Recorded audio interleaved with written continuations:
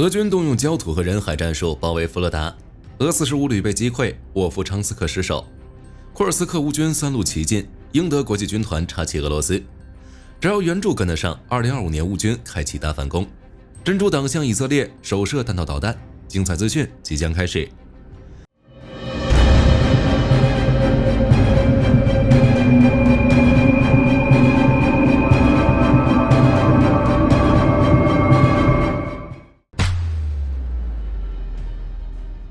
在最为活跃的佛罗达战线，9月25日情况继续恶化，俄军正在猛烈炮轰这座小镇，夺取该据点。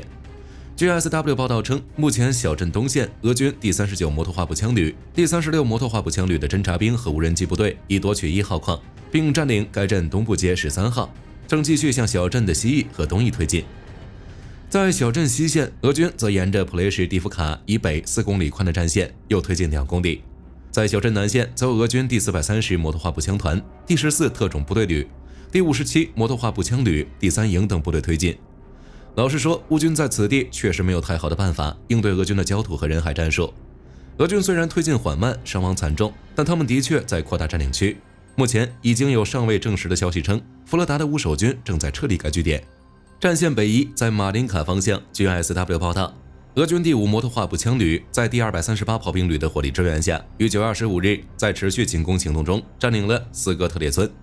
俄军事博主声称，俄军接下来将以哥斯特列村为起点，进一步向西和向克拉斯诺霍里夫卡附近推进，其目标估计是为了包围克拉斯诺霍里夫卡和赫尔西耶夫卡之间池塘附近的乌军部队。而在库拉霍方向坚守的乌军46旅则又一次击退了俄军的大规模攻势。据初步信息显示，至少摧毁了俄军3辆坦克和1辆装甲车。当然，乌军的威胁并未解除，俄军接下来还将发起新的攻势。在红军村方向，俄军攻势放缓，9月25日只是在其东南部略微有所推进。据战役地图显示，由于乌军在谢里杜河防守严密，俄军只能绕过这里，从楚库里涅北部和东部进行推进。在诺沃赫迪夫卡，乌军炮火覆盖了这里的俄军阵地。X 平台的视频显示，乌克兰国民禁卫军摧毁了该方向的俄军弹药库，同时利用海马斯发射集束弹药，摧毁了俄军车队和突击小组。在东部，俄军占领了尼古拉耶夫卡，正准备对米尔诺赫拉德采取进一步的进攻行动。乌克兰顿涅茨克州军事管理局负责人瓦迪姆·普拉什金表示，截止目前，乌军已经摧毁了红军村附近3座桥梁中的2座，并表示俄军正在炮击通往该市的道路。在哈尔科夫前线，9月25日，乌军加强了对整个哈尔科夫北部的反攻力度，继续在沃夫昌斯克内夺回阵地，清扫俄军。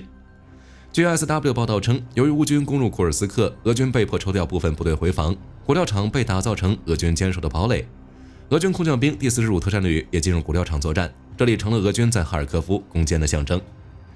但乌克兰情报总局局长布达诺夫亲临指挥，国防情报局下属特种部队经过数小时攻坚，不仅对周围30栋建筑群完成了清理，彻底控制了该地区，还成功夺取骨料场，被包围的俄军悉数被消灭。这个被俄军占据数月的地方以乌军夺回而告终。目前，乌军正从基河方向经内部街道向沃夫昌斯克东北部推进，而部分俄军则从沃夫昌斯克撤退。在塞姆河西岸月初突进乔基诺镇的乌佐路军，如今终于有了新消息。据悉，该路乌军目前已推进到了乔基诺镇东北部的波波沃列扎奇村北部社区。中路乌军则继续向格卢什科夫市推进，目前已经突进到俄军在格卢什科夫市南郊修建的防线处，并用无人机控制了与维肖洛耶直接的道路。右路的乌军大部队，其中乌海军陆战36旅501营，继续向斯纳格斯特发起进攻。俄军并没有完全控制这个被他们视为反攻重要战果的镇子。此外，右路乌军还对阿帕纳索夫卡村东部发动突击，并控制了村庄东侧的几个重要阵地。乌军95旅更是在49工兵旅开辟出新通道后，二破库尔斯克乌军边境，目前已经控制了波利托特德尔斯基村和格罗什科夫斯基区南部的几个村庄。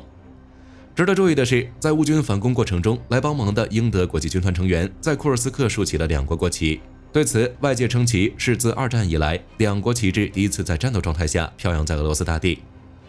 与此同时，莫斯科的戈尔布诺瓦街遭遇大火，一座生产汽车零部件的大型仓库被点燃。更关键的是，仓库不远处还有一座加油站。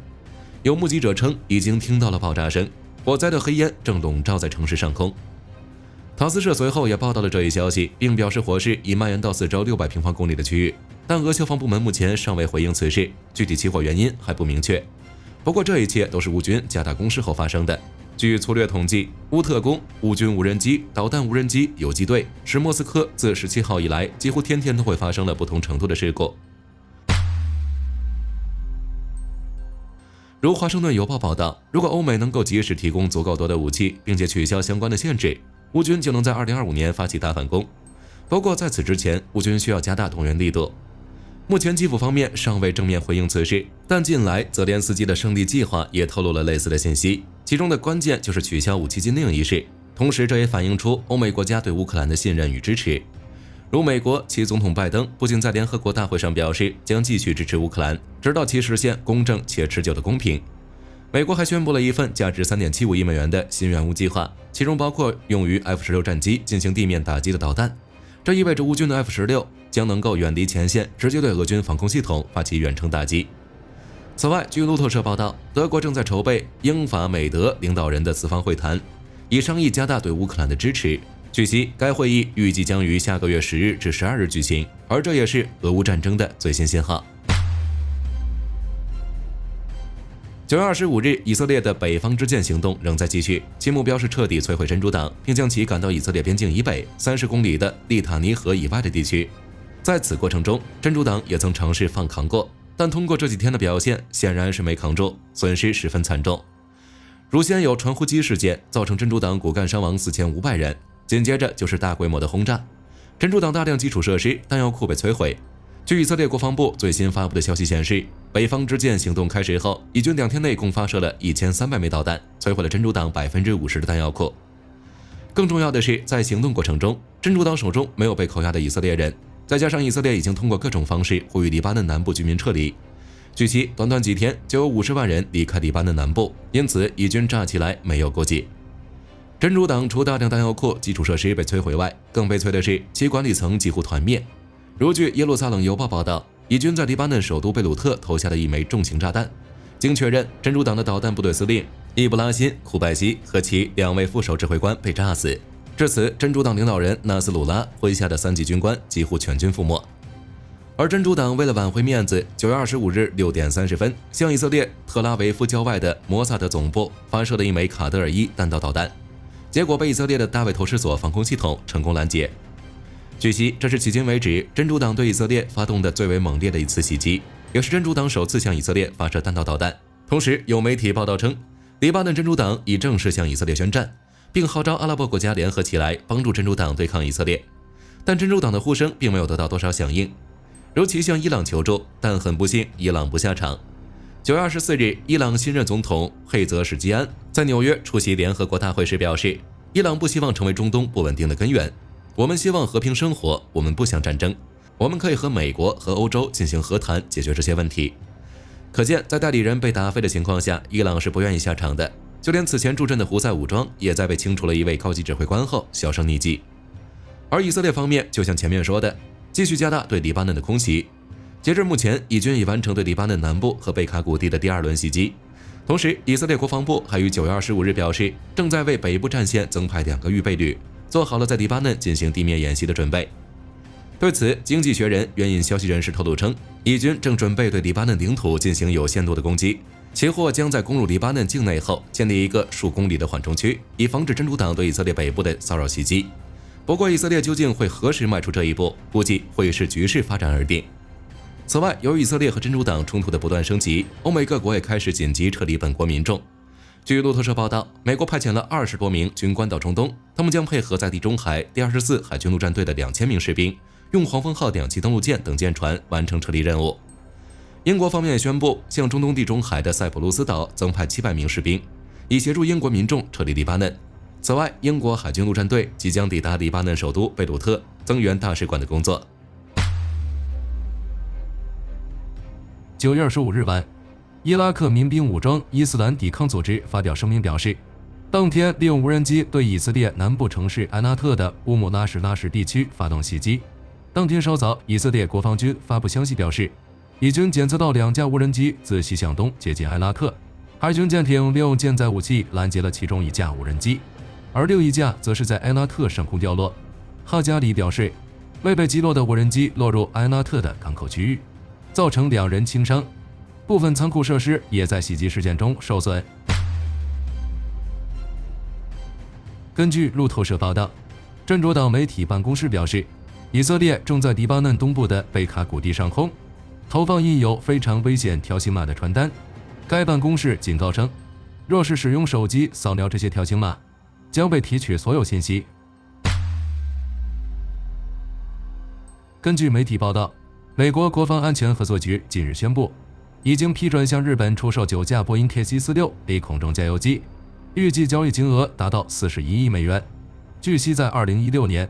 日本就与美国签署了一份采购2架 KC-46A 空中加油机的合同，成为该型飞机的首个国外客户。后又在2020年与2022年，日本分别增购了2架加油机。截至目前，日本自卫队已经接收了2架 KC-46A， 并全部在航空自卫队第405中队服役。外界认为，日本之所以会选择这款加油机，主要出于几个方面的考虑。首先就是 KC-46A 空中加油机具备较强的远程运输能力。根据公开资料， KC-46A 满载可携带96吨燃油，并拥有12200公里的航程。在2024年7月，美国空军宣布 KC-46A 完成了45小时的连续飞行。同时，除在机腹设置硬干式加油系统外， KC-46A 两侧机翼下还有软管加油设备，一次可为多架战斗机提供燃油补给。除了可以加油以外，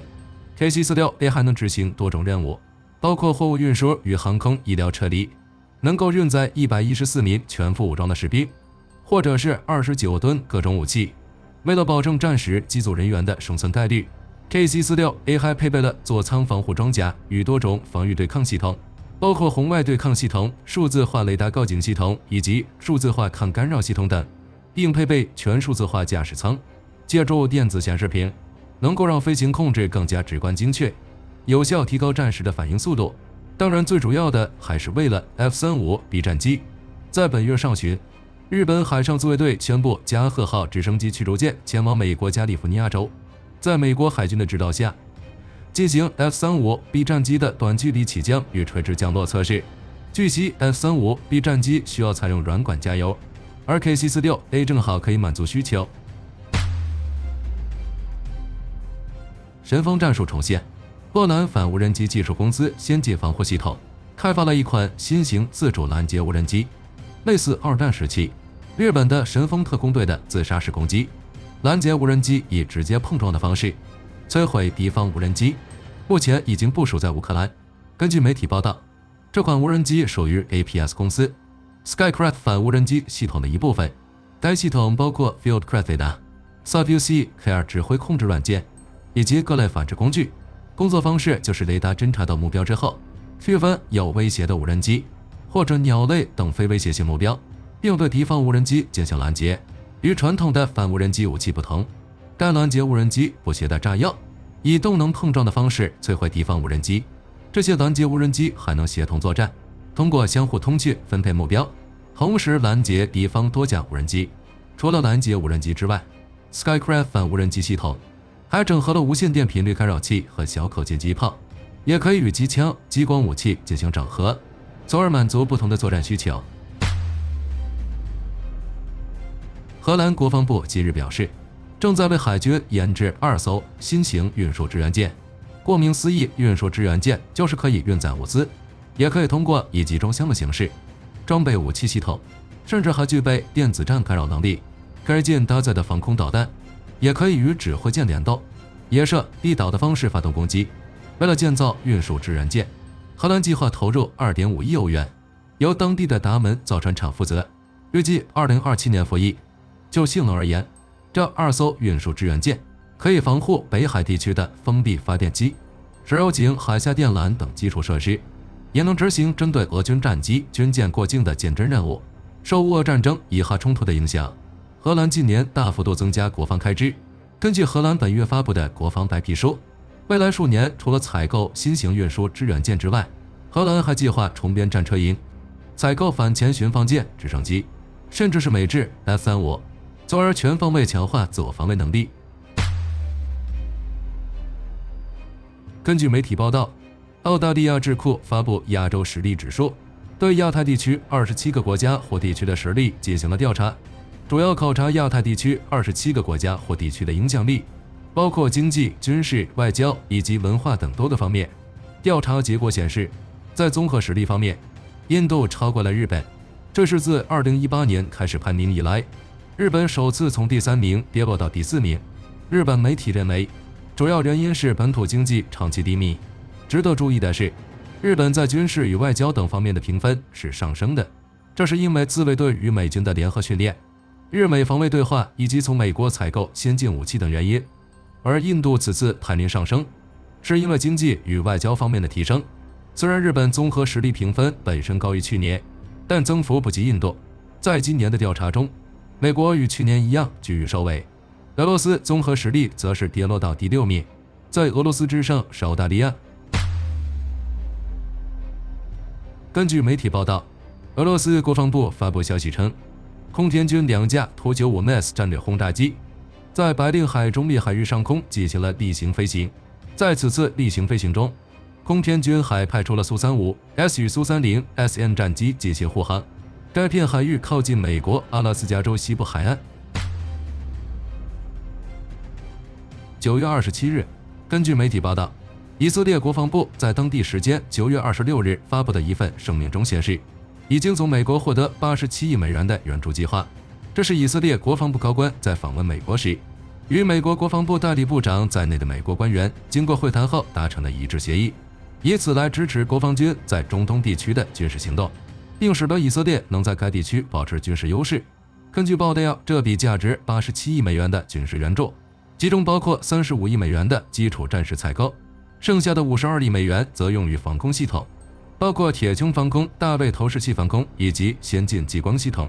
与此同时，在9月26日，以色列国防军出动战机对贝鲁特南郊发动袭击。在此次空袭中，真主党空中指挥官阵亡。而稍早前，以色列高层批准继续在北部战线对真主党实施进攻行动的一系列计划。另外，根据路透社消息，以色列外长伊斯雷尔·卡茨在26日拒绝了比以边境停火的协议。此前，美国与法国等国家呼吁以色列可以停火21天，以便能有时间达成外交解决方案。但卡茨表示，以色列北部的战火不会停止，国防军将全力打击真主党。值得一提的是，以色列总理内塔尼亚胡虽然没有回应停火协议，但已经指示军队继续全力作战。同时，内塔尼亚胡还表示，加沙地带的战斗将持续，直到以色列实现战争目标。根据媒体报道，俄罗斯总统普京主持召开联邦安全会议和威慑问题常设会议，讨论关于俄军核威慑的问题，并再次发出威慑。普京表示，若是常规武器对俄罗斯领土主权造成威胁时，俄罗斯将做出核回应。根据报道，俄联邦安全会议和威慑问题常设会议每年会举行2次，此次会议的主题是讨论有关核遏制政策的更新。对此，美国媒体表示，这是普京担心乌克兰利用北约远程武器对俄本土发出攻击，从而放出的核警告。乌克兰总统泽连斯基将与美国总统拜登会面。美国媒体表示，泽连斯基此次访问美国的最关键目的，就是获得美国允许乌军使用北约远程武器对俄本土纵深目标发动袭击。不过，拜登政府对于这项政策仍处于谨慎态度，目前的远程导弹数量有限。另一个是害怕冲突持续升级，从而蔓延到其他地区，比如中东。当然，美国仍在继续支持乌克兰。在泽连斯基与拜登会谈之前，美国就宣布了80亿美元的军事援助，将向乌军提供远程导弹，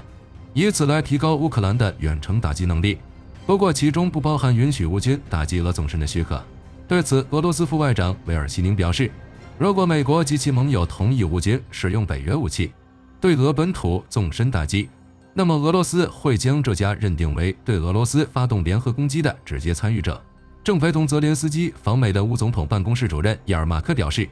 俄罗斯除了核讹诈，已经不再拥有任何恐吓世界的手段了。好了，本期视频内容到这里就结束了，大家有什么要补充的，欢迎在评论区留言。我是火力军，下期再见。